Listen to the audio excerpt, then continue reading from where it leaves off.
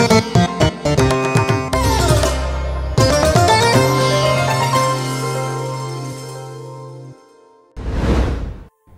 প্রিয়জনেরা, প্রভু যীশু খ্রিস্টর নামে সকলকে জানাই অভিনন্দন। গত মাস ঈশ্বর সুন্দরভাবে আমাদের সামলেছেন, আশ্চর্যভাবে উনি আমাদের পথ প্রদর্শন করেছেন। আজকে আপনারা হয়তো ভাবছেন এই মাসে ঈশ্বর কিভাবে পথ আমাদের দেখাবেন।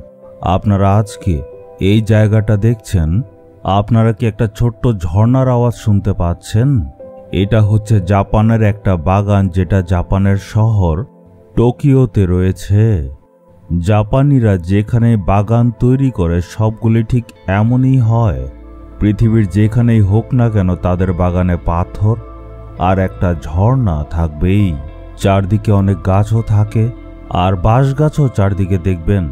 জাপানি ধনীরা যখন নিজেদের জন্য ঘর বানায় তখন এমন একটা বাগান রাখে, আর এই বাগানের ভেতরে একটা ঝর্ণাও রাখে। এইভাবে যেখানে জাপানিরা ঘর বানায় সেখানে এমনভাবে বাগান তৈরি করে। এখান থেকে আপনাদের কাছে প্রচার করছি আনন্দের ব্যাপার। যাকব 4:7 দেখব, দিয়াবলের প্রতিরোধ করো আর সে তোমাদের কাছ থেকে পালিয়ে যাবে। শয়তানকে প্রতিরোধ করলে সে পালিয়ে যাবে। যখন আপনি শয়তানকে প্রতিরোধ করবেন সে ভয় পাবে।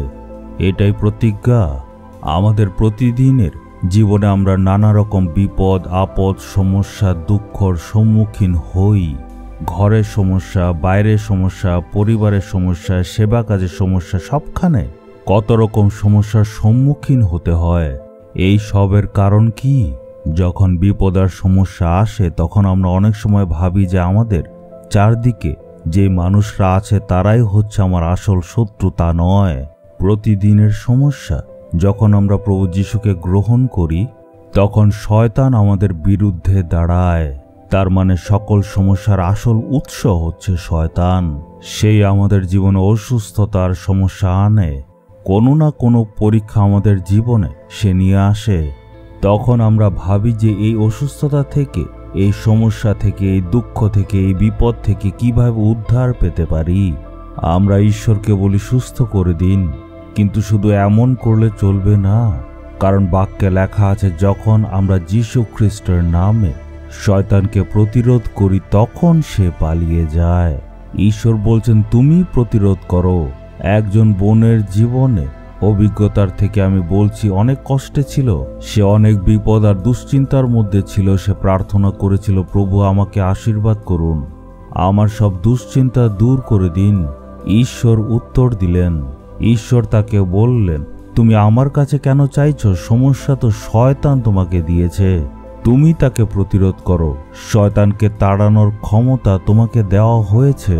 সেই কথা শুনে সেই বোন শয়তানের সাথে কথা বলল, প্রভু যীশু আমাকে যে অধিকার দিয়েছে সেটা দ্বারা আমি তোমাকে প্রতিরোধ করছি। প্রভু যীশুর নামে তুমি আমার থেকে দূর হয়ে যাও। যখন এই ক্ষমতা নিয়ে সে কথা বলল, সঙ্গে সঙ্গে শয়তান পালিয়ে গেল। আজ আপনি কি অসুস্থ? আপনি কি দুর্বল সমস্যার মধ্যে আছেন? শয়তানকে প্রতিরোধ করুন, প্রার্থনা করুন।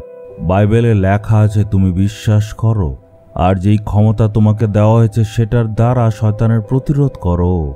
এইভাবে শয়তানের চালাকি আর তার পরিকল্পনা থেকে রক্ষা পেতে পারবেন। ক্রুশে যীশু শয়তানের মস্তককে চূর্ণ করেছেন, এটা বিশ্বাস করুন। আমার মুখের কথার দ্বারা শয়তান পালিয়ে যাবে। মনে এমন বিশ্বাস রেখে আপনার প্রার্থনা করতে হবে। আমাদের বিশ্বাস নিয়ে বলতে হবে, যীশু খ্রিস্টর নামে শয়তান তুমি আমার থেকে পালিয়ে যাও। তুমি আমার জীবনে কোনো ক্ষতি করতে পারবে না। আমার পরিবার থেকে, আমার কাজ থেকে, আমার সেবা থেকে দূর হয়ে যাও। মনে এমন বিশ্বাস রেখে প্রার্থনা করলে সে পালিয়ে যাবে। শয়তান আমাকে কষ্ট দিচ্ছে এমন বলে যদি শুধু কাঁদেন তাহলে লাভ হবে না। এই জন্য এই মাস থেকে আপনি সিদ্ধান্ত নিন যে শয়তানকে আপনি প্রতিরোধ করবেন, আর প্রত্যেকটা ক্ষেত্রে প্রার্থনা করুন। আর শয়তানকে প্রতিরোধ করার জন্য নিজেকে প্রস্তুত করুন। প্রতিদিন আপনি বাইবেল পড়ুন। আপনি পবিত্রতায় থাকলে শয়তান পালিয়ে যাবে। আপনি যদি সিগারেট খান, মদ খান, আপনাকে দেখে শয়তান বলবে আমি তো তোমার পরিস্থিতিকে জানি। এই জন্য আমরা নিজেদের পবিত্রতা নিয়ে সাবধানে থাকতে হবে, আর প্রতিদিন আমরা যাতে প্রার্থনা করতে থাকি। চলুন এখন আমরা প্রার্থনা করি। আমি প্রার্থনা করছি যাতে শয়তানের সকল চালাকি, সকল ষড়যন্ত্র ভাঙতে পারি। আমি যাতে মনে বিশ্বাস নিয়ে শয়তানের প্রতিরোধ করতে পারি। হে শয়তান, আমি তোমাকে প্রতিরোধ করব। তোমাকে আমার রাস্তা থেকে দূর করার জন্য প্রভু যিশুর রক্তকে ছিটিয়ে তোমাকে আমি দূর করছি। আমার পরিবার থেকে, কাজ থেকে, সেবা কাজ থেকে যিশুর নামে দূরে হয়ে যাও। আপনার রক্ত দ্বারা আপনি আমাদেরকে বিজয়ী করেছেন, এই জন্য প্রশংসা করি। এই প্রার্থনা প্রভু যিশুর নামে চাইলাম। Amen, amen.